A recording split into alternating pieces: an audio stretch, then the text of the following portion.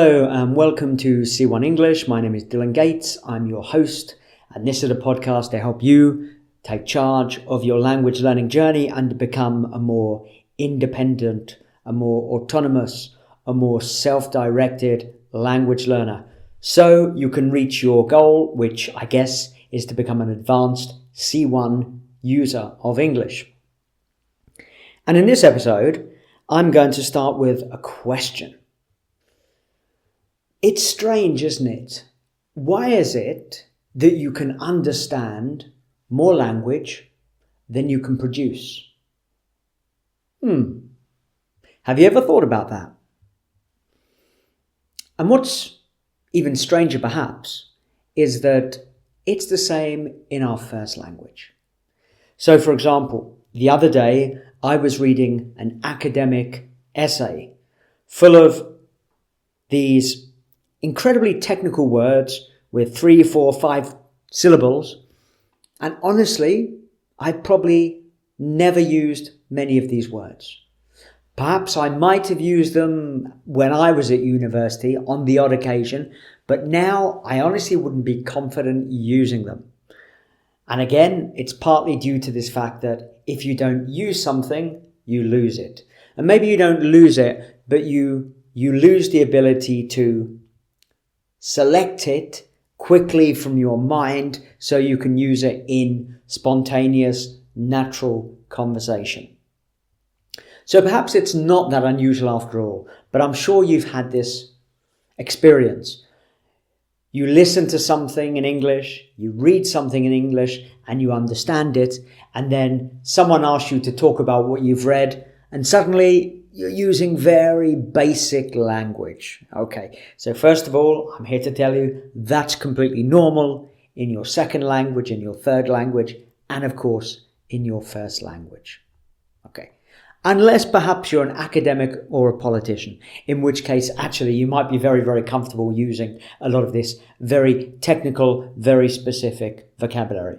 If you listen to academics in particular, sometimes you think, my goodness, how are they able to produce this really technical, complex language without any preparation? And it's probably because they're reading, being exposed to this language all the time.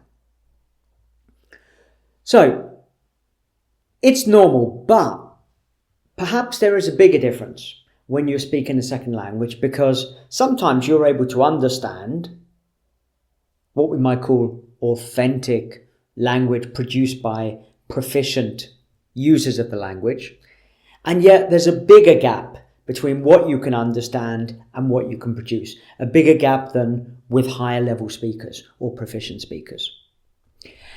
And this gap can cause you to become a bit frustrated, a bit anxious, and it can be a bit demotivating because you think, I know this word, but I can't use it when I need to use it.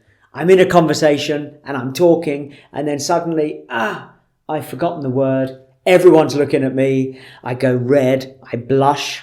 To blush is to turn red because you're embarrassed.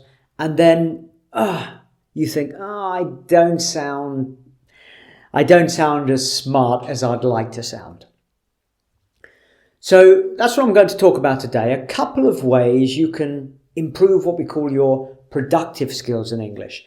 And by productive skills, I don't know if you remember this, but we have speaking and writing, because with speaking and writing, you're producing the skills. You're producing the language. This is what we call output. Okay? Whereas reading and listening, these are receptive skills. So you are receiving that information. Okay? But yeah, just to repeat, generally, most of us in any language are receptive skills, what we can listen and read and understand, greater than our productive skills, what we can produce when we speak or when we write. Okay. So a couple of things that can help. First of all, noticing. And this is called the noticing hypothesis by an academic called Schmidt. You don't really need to know that. It's a simple idea. But the idea is that if you really want to learn new language, you need to consciously notice all of these specific features when you listen to something or when you read. So this is the input. So when you're reading, you need to consciously, specifically notice some of these features. Now, let me give you an example. Let's say you read an article in English. Okay, now read it. We can read in many different ways. Sometimes we skim.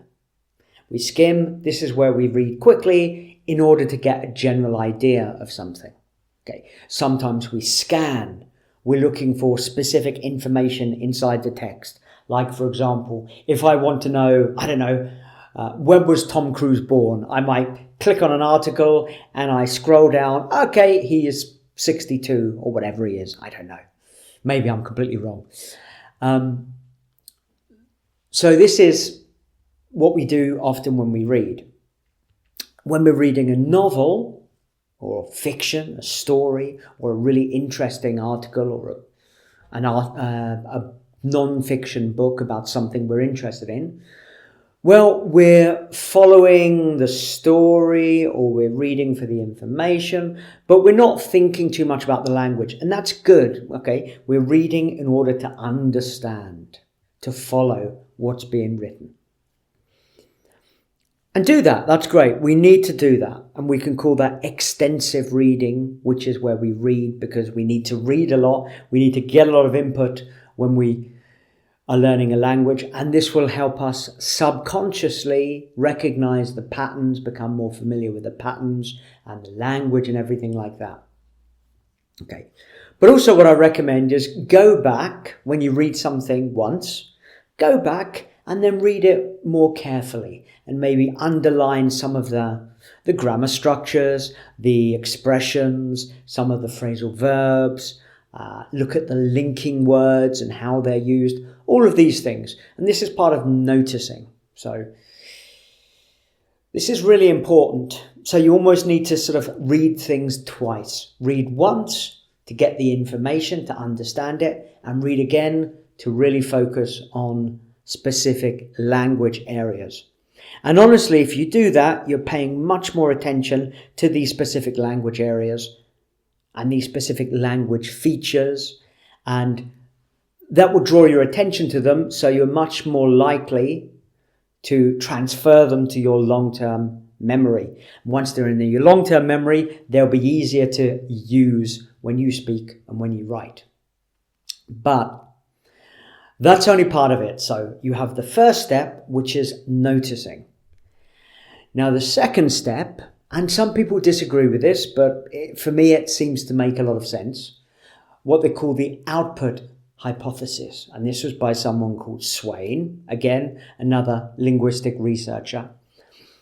And she said, you need to get the input, you need to read a lot, you listen a lot, and you need to notice, and that's great. Okay, you become consciously aware of a lot of this language. But if you want to become better at using it when you're speaking or writing, you need to produce it. You need to practice producing it. So, for example, when you read something, you need to consciously think, these were 3 expressions I really liked. Okay, so now I'm going to use them. Now, you can do this just by speaking into your phone and trying to use them. This will really help. This will really help. When you learn new words, 5 minutes later, look at those words or those phrases and then start speaking into your phone and try to consciously use them.